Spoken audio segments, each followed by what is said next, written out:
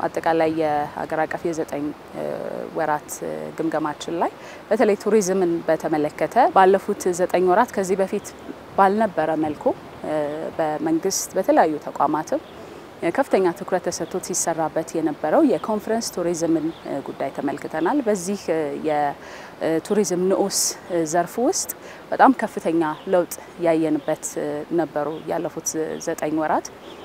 በእነዚህ ጊዜያት ውስጥ እንግዲህ ከ60 በላይ ዓለም አቀፍ አህጉር አቀፍና እንደዚሁም ደግሞ ቀጠናዊ ጉባኤዎችን ማስተናገድ የቻልንበት ነበር። ይሄ ከአምናው ተመሳሳይ ወቅት ጋር ሲነጻጸር ብዙ እጥፍ ለውጥ የታየበት ነው። መንግስት በኩል ደግሞ የኮንፈረንስ ቱሪዝም የሚያስፈልጉት መሰረተ ልማቶችን ከማመቻቸት ጀምሮ በዲፕሎማሲው ዘርፍ የተሰሩት ስራዎች ተቋማት የሰጡት ትኩረትም ጭምር ለዚህ ውጤት ምክንያት መሆኑን አንስተናል።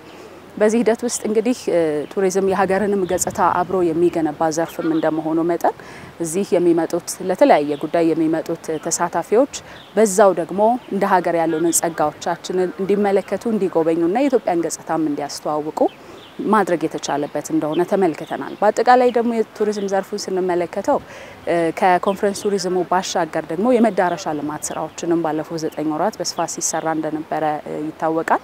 በተለይ ደግሞ ነባር የቱሪዝም ሀብቶቻችንን እነሱን የማላቅ የማደስ ስራዎች ሲከናወኑ ቆይተዋል። ለምሳሌ ከነባር የቱሪዝም መዳረሻዎቻችን የጅማ አባጅፋር ቤተመንግስትን ማንሳት እንችላለን። የፋሲል ቤተመንግስት ድሳት ስራዎችን ማንሳት እንችላለን። ሌሎች በርካታ እንደዚሁ የነባር የቱሪዝም መዳረሻዎች ድሳት ሲከናወን ቆይቷል። አዳዲስ ደግሞ መዳረሻዎች ልማትም እንደዚሁ በስፋት ሲሰራ መቆየቱ የሚታወቅ ነው። በተለይ ደግሞ የክቡር ጠቅላይ ሚኒስትራችን የኢኒሼቲቮች የሆኑት የገበታ ለሀገር ገበታ ለትውልድ ፕሮጀክቶች እዚሁ አዲስ አበባችን ውስጥ ደግሞ ይሄው አሁን ያለንበትን የብሔራዊ ቤተ መንግስት እንደዚሁ ድሳትንም ስንመለከተው የቱሪዝም ዘርፉ ላይ ያለውንም አቅም ለመጠቀም ብዙ እንቅስቃሴዎች ሲደረጉ የነበረበት ወቅት እንደሆነ የምንመለከተው ነው።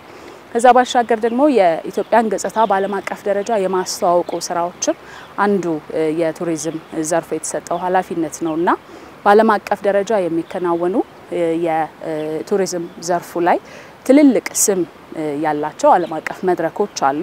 እነዛም ላይ የኢትዮጵያን ገጽታ ማስተዋወቅ ኢትዮጵያ ያላትን የቱሪዝም ሀብት ለዓለም የማሳየት ገልጦ የማሳየቱ ስራም እንደዚሁ ሲከናወን ቆይቷል።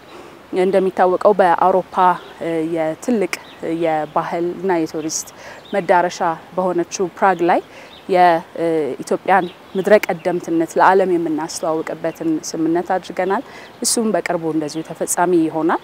ከዛ ባሻገር ደግሞ ብዙ ጎብኚዎች በተለይ ዓለም አቀፍ ጎብኚዎች ወደ ሀገራችን የሚመጡት ከአውሮፓ እንደመሆኑ መጠን አውሮፓ ላይ ያለውን ለቢዝነስ ግንኙነት እንደዚሁ ለማጠናከር እንዲቻል በርሊን ላይ የተካሄደውን ዓለም አቀፍ የቱሪዝም መድረክ እንደዚሁ ተሳታፊ ሆነናል። የግሉን ዘርፍ በከፍተኛ ሁኔታ ባሳተፈ መልኩ ማለት ነው። እንደ ሀገር ደግሞ ያለንበትን የቱሪዝም እይታ አሁን ያለውን እይታ በሚመጥን መልኩ የፖሊሲ ማዕቀፍም ስለሚያስፈልገን የፖሊሲ ክለሳም እንደዚሁ ስናደርግ የቆየንበት እሱን ያገባደድንበት ወቅትም ነውና ከዚህ በኋላ እስካሁን የሰራናቸው የመሰረተ ልማት ግንባታዎች የሀገር ማስተዋወቅ ስራዎች የበለጠ የሚጠናከሩበት የሱን ደግሞ ውጤት መመንዘር የምንጀምርበት ወቅት እንደሚሆን ከሪፖርቱም ላይ ተመላክቷል። የተሰጡት አቅጣጫዎችም እሱኑ የሚያመላክቱ ናቸው። እጃችን ላይ ያሉትን ሀብቶቻችን መጠቀም ከመዳረሻነታቸውን ባሻገር ሌሎች የአፍሪካ ሀገራት የሌላቸው እጅግ በጣም ጥቂት የሆኑ የዓለም ሀገራት ደግሞ ያላቸው እኛ የኢትዮጵያ አየር መንገድ አለን። የአፍሪካ የኤቪዬሽን ኢንዱስትሪ ማዕከል ነን። በዚህ ሂደት ውስጥ እንግዲህ ከ10 ሚሊዮን በላይ ተሳፋሪዎች በየአመቱ በቦሌ ኤርፖርት በኩል ያልፋሉ። ይሄንን ትልቅ እድል መጠቀም እና የእግረ መንገድ የቱሪዝም ደግሞ ንዑስ ዘርፍን ማጠናከር አንዱ በትኩረት የምንሰራበት ዘርፍ ነው የሚሆነው ማለት ነው።